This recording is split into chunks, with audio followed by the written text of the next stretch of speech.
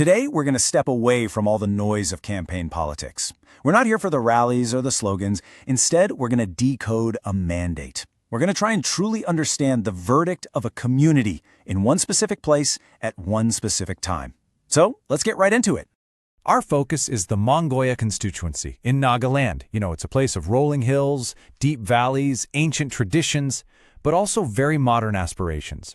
An election here, it's really a conversation between the people and those who wish to lead them.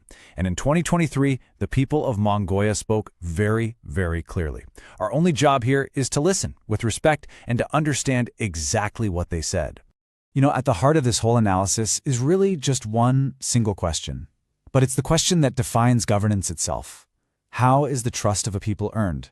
And maybe just as important, how is that sacred trust lost? The numbers, the trends, the feelings on the ground there in Mongoya, believe me, they all revolve around this one central theme. Now, to understand a vote, you first have to understand the life of the voter. You have to open what I call the people's ledger.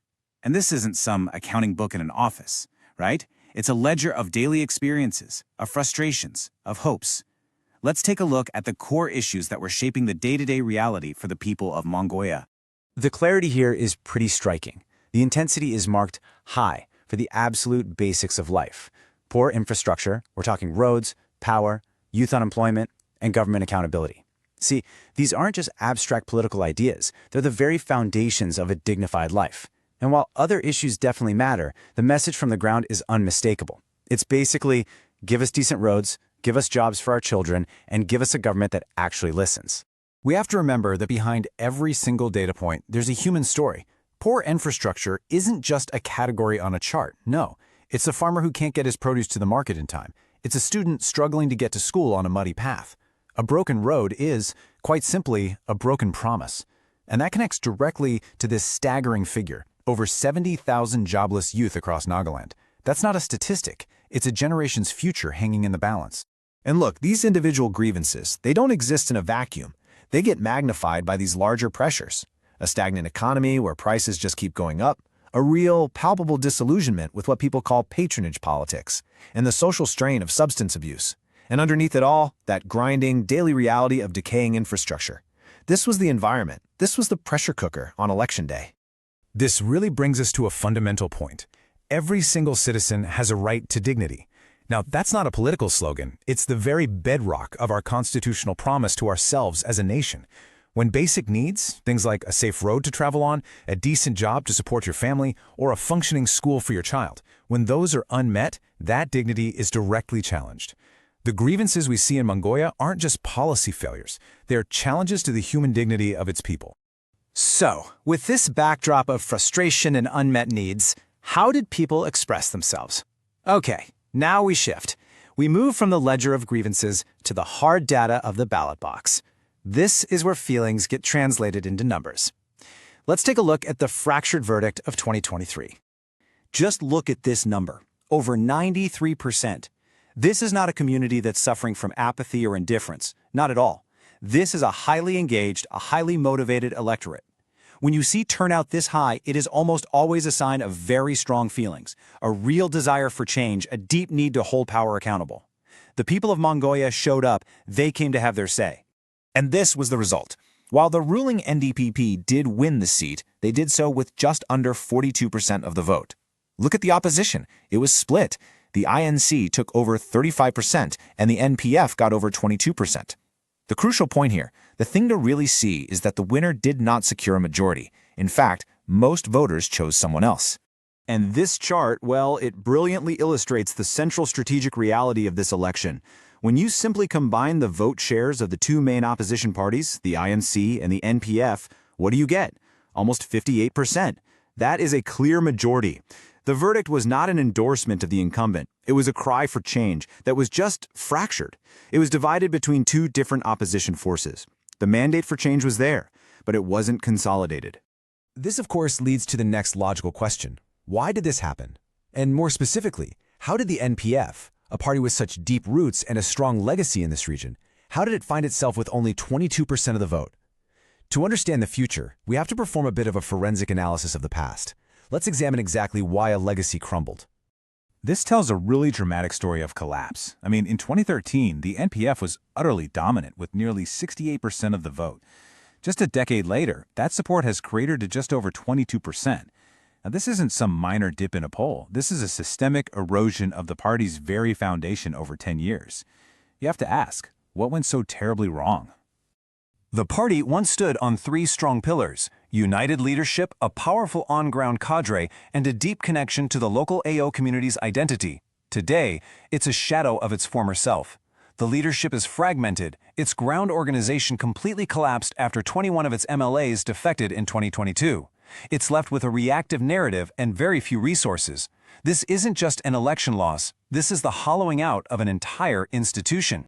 If we use a simple, four-sided framework to measure political readiness, looking at electoral strength, organization, resources, and narrative, the picture becomes crystal clear. The NPF is weak on three of the four fronts: electoral, organizational, and financial. Its only moderate strength left is in its narrative, its story. But a story alone can't win an election. Without the machinery to back it up, a narrative is just words. The failure was systemic. Okay, so analyzing the past is necessary, but, it's not enough. Understanding why something broke is just the first step to actually fixing it. So now we're going to pivot from diagnosis to prescription. What would a blueprint for rebuilding that trust and winning a true people's mandate actually look like? Look, a comeback is never a single event. It's a process. Here's a clear, step-by-step ladder to renewal over 90 days. It begins with the most logical step of all: unify the opposition. Form a common front to consolidate that 58% anti-incumbency vote. Then launch and engage, not with grand rallies, but with small, issue-based village meetups. Go to the people. From there, you mobilize. You focus intensely on getting out the vote. And finally, you frame the entire election with a powerful appeal, a clear choice between a people's mandate and money power. And this right here is the core philosophy. This is the crucial point. You cannot, and frankly, you should not, try to fight a resource-rich opponent by trying to outspend them. The answer to money power is not more money. It is people power. But people power can't just be summoned out of thin air. It has to be activated. And the fuel for that activation is a credible, believable promise of better governance. Now, rebuilding this kind of ancient trust in the 21st century means you have to use modern tools. But not as gimmicks, right? As genuine channels for connection. Think of hyper-local WhatsApp groups or pods that connect volunteers directly with voters in their own village. Think of social media reels in the local AO language, speaking directly to the hopes of the youth. A rapid fact-check cell becomes absolutely essential to fight misinformation. These aren't just campaign tools. They are instruments for building a modern, responsive political organization. And as we talk about using these powerful new tools, we have to pause and anchor ourselves in our values. When you're communicating with voters, especially through personal channels like WhatsApp, privacy and consent are absolutely paramount. India's Digital Personal Data Protection Framework gives us clear guidance here. Responsible outreach builds trust. Intrusive, unwanted messaging, that breaks it. The goal is to build a relationship, not just to broadcast a message. All of this brings us to the end of our analysis, and really, right back to the beginning. We started with that fundamental question of trust. Everything we've looked at, the data, the grievances, the strategy, it all leads back to this one simple, profound idea: governance as a promise. So what is a mandate? It's a word we use so often in politics, but we have to be very clear about its true meaning. A mandate is not a license to rule. It is a sacred trust. It is a responsibility given by the people to their elected leaders for one purpose, and one purpose only: to solve their problems and to uphold their dignity. That's the job, nothing more and certainly nothing less. So, I'll leave you with this one final thought. After all the noise of the campaign fades away, after the banners come down and the speeches are long forgotten, what does the voter truly remember? They don't remember the slogan. They remember whether the road was built. They don't remember the size of the rally. They remember whether their child has a future in their own land. This is the ultimate accountability. This is the real meaning of a mandate. If you want to become a people-centric leader and uplift your constituency, get in touch with blueprintstrategies.ai at mgr@blueprintstrategies.ai or call 080-4204-1602. Purpose beyond politics.